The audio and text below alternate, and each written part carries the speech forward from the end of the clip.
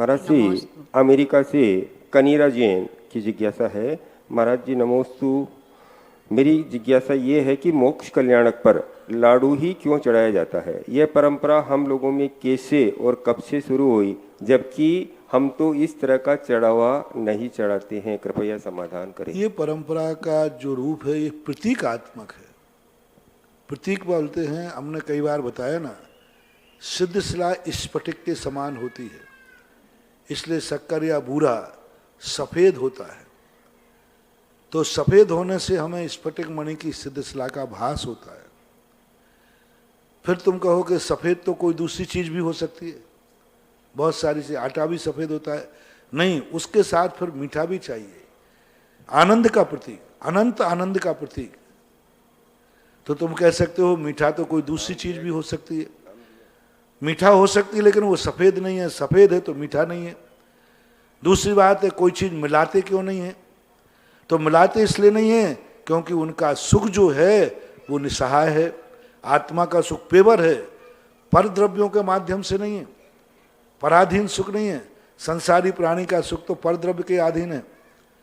देखने मिल जाए तो आंखों का सुख, सुनने मिल जाए तो कानों का सुख, चखने मिल जाए तो जिह्वा का सुख। उनका सुख तो जो है अतीन्द्रिय है, पराधीन नहीं है, शुद्ध आत्मा का है।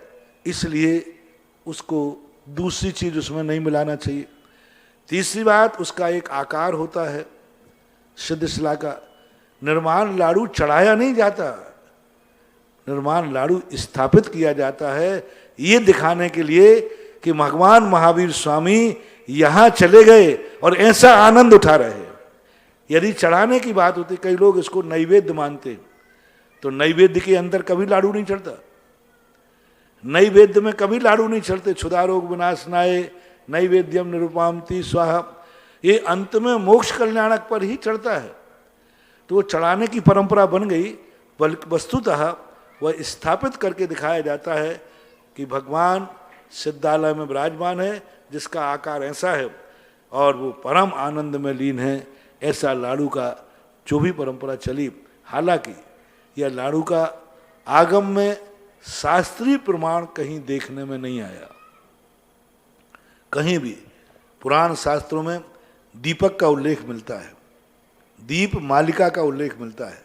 जब किसी को निर्माण होता है तो देवता आकर के, सौधर्मंद आदि आकर के वहाँ दीप मालिका करते हैं, दीप जलाते हैं और दीपोत्सव मनाते हैं।